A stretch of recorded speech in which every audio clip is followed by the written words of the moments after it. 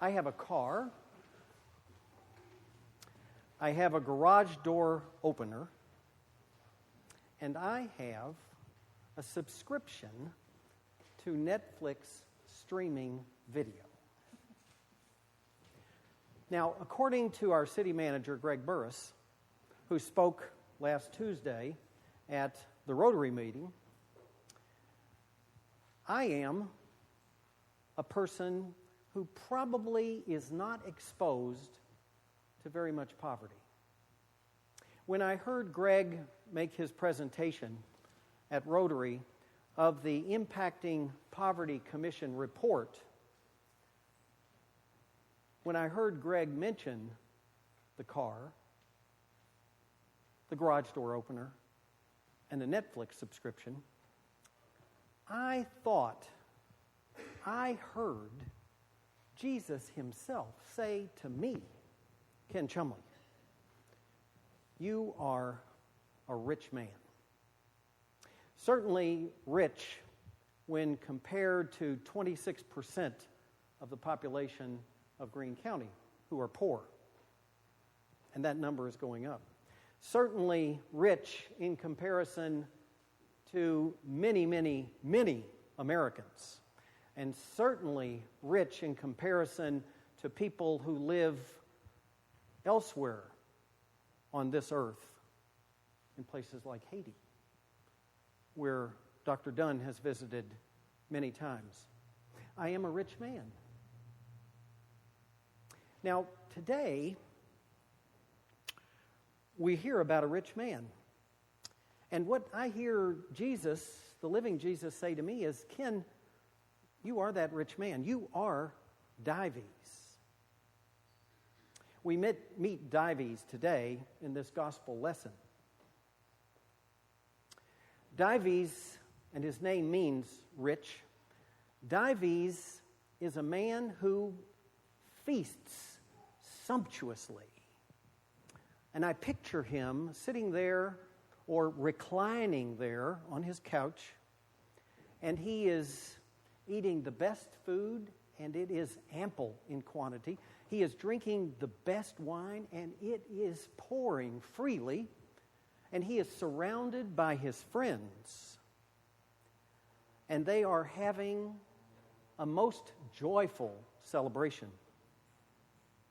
While at Dives' gate, at his very door, there lies in the dust a man called Lazarus.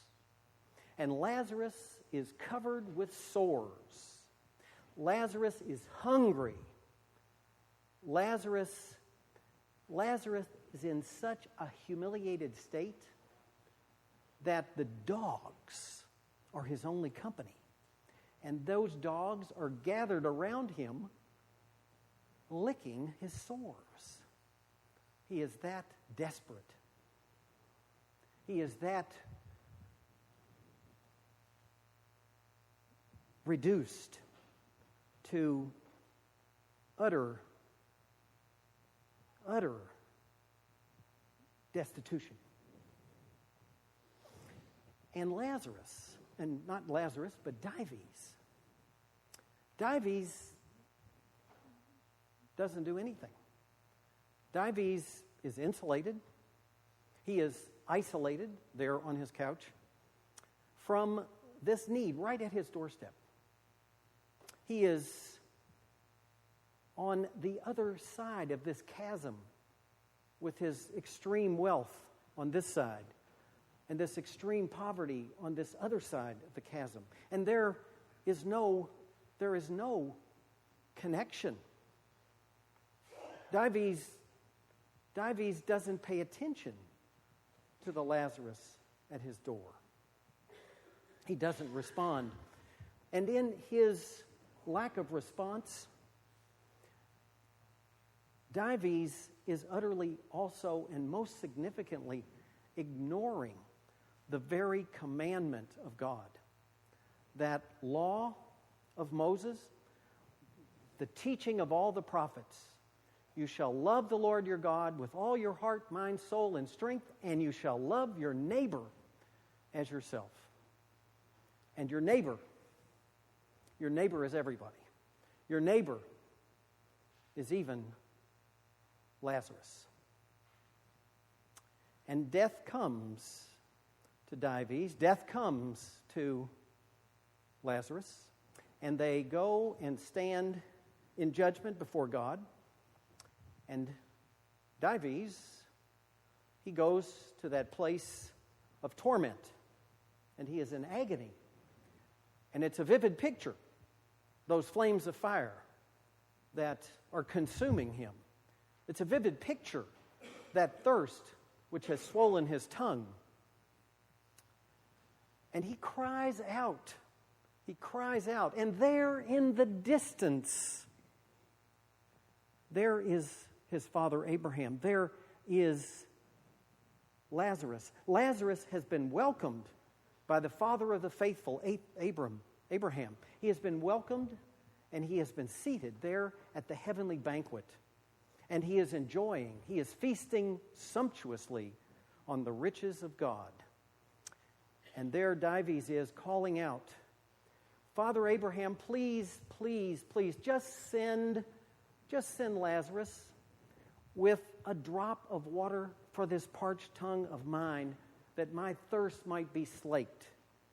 And Abraham says, oh, man, I wish I could. I wish I could, but I can't. Because remember, there is this chasm between you there in Hades or hell and Lazarus and Abraham and all the saints here on this side of the chasm, the heaven side. Well, at least, Father Abraham, at least send someone from there to warn my 5 brothers about this place and to warn them so that they don't do what I did, that they don't ignore God's command to love. But Abraham says, I can't do that. They've got the Mosaic law. They've got all the prophets who are saying the same thing, which is, you shall love the Lord your God with all your heart, mind, soul, and strength, and your neighbor as yourself. If they're not listening to the prophets, if they're not listening to Moses himself,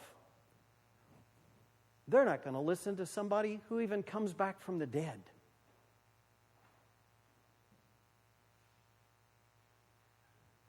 For me, that person who came back from the dead, that resurrected one, is Jesus Christ. And for me, and here I speak only for myself, I hear Jesus, the living Jesus, speak to me in this gospel story. And he is saying to me, Ken, you Ken Chumbley, with your car and your garage door opener and your streaming Netflix, you are a rich man. You are Dives in this story.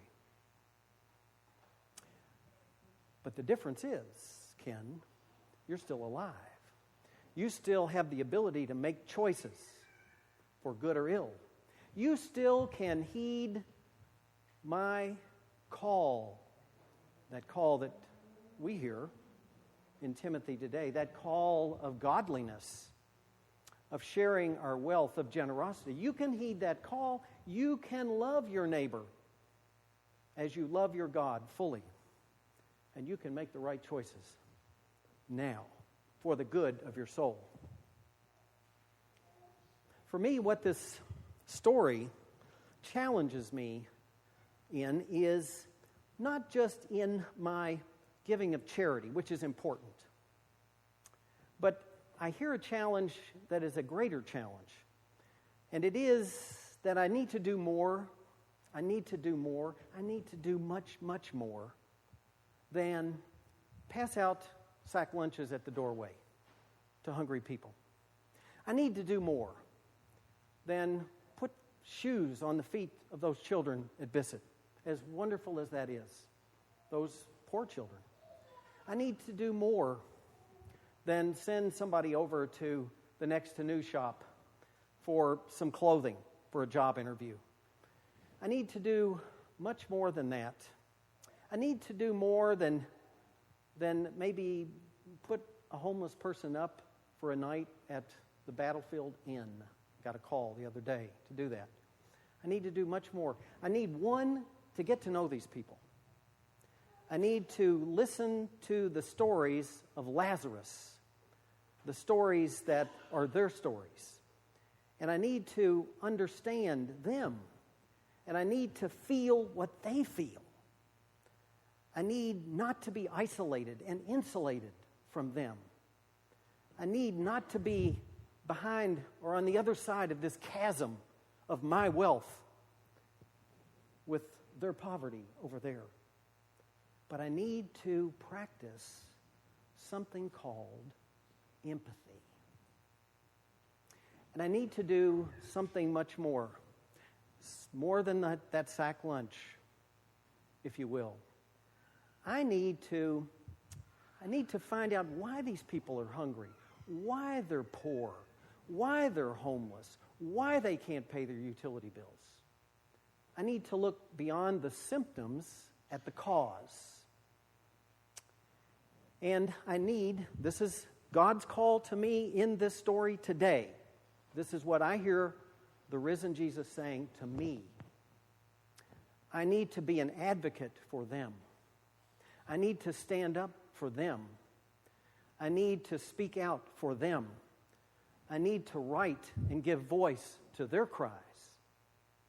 I need to be their champion, if you will. Because they are my brothers and sisters, and God is our Father. They are created in the image and likeness of God. And God doesn't want me to judge them.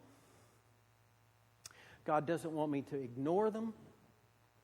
God wants me to help them, to serve them, to love them. And love is doing everything in my power to promote their flourishing. Now that's what I hear Jesus saying to me, that I want to share with you. One day, I'm going to stand before God. And it's going to be the time of my judgment. And God is going to judge me on one thing, I believe, and one thing only. And that is, Ken, have you loved? Have you loved as fully as you could love? Have you loved everyone? Everyone? And my answer, I hope, will be, yes, Lord, I have. And I hope that what will happen then is that I will not be sent to join Dives there in that place of torment, but will be welcomed by Abraham himself and seated there at the heavenly banquet beside Abraham and beside all the saints to enjoy God's loving presence forever, to live that life which never ends. I hope in the end, because of how I have lived in this world and the decisions that I've made, I hope in the end that I am on the heaven side of that chasm. Amen.